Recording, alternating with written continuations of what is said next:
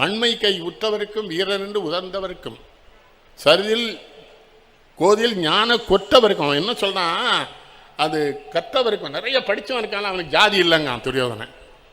அடுத்தது இந்த மன்னர் காலத்தை வச்ச அழகான பெண்களுக்கும் ஜாதி இல்லைங்க. அப்படி நம்ம தலைவர்கள் இப்போ இருக்கான்ல துரியோதனன் பாத்திகள். இது கற்றவருக்கும் நலம் நிறைந்த கன்னியருக்கும் வன்மை கை உற்றவருக்கும் வாரி வாரி உழங்குறான் பாருங்க, அவனுக்கும் ஜாதி கிடையாதுங்க. அப்போ இவன் யாரு கர்ணன், வாரி வாரி வழங்குவான், வில் வீரனாகவும் இருக்கான், இவனுக்கு ஏன்டா ஜாதி சொல்றீங்கன்னு துரியோதன தப்பான வந்தவன் நியாயம் கேட்குறான் பாருங்க. இதெல்லாம் படிச்சிருக்கானுங்களா?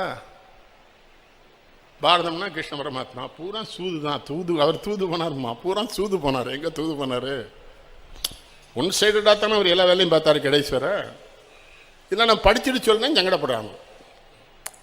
நீங்க பாரதி சொல்லிட்டாங்க, எனக்கு பாரதி தான் சொல்லி கொடுத்தாங்க முதல்ல. கடலெழுத்தாவும் குரங்கும் என் கனலடை பிறந்தது ஒரு செவ்வுதல் பண்ணு வடமலை தாழ்ந்ததனாலே தெற்கே வந்து சமன்சை குட்டை முனியும் நதியினுள்ளே மூழ்கி போய் அந்த நாகர் உலகில் ஒரு பாம்பின் மகளை விதுகிறவே மனம் செய்த திரள் வீமனும் கற்பனை என்பது கண்டேன்தான்.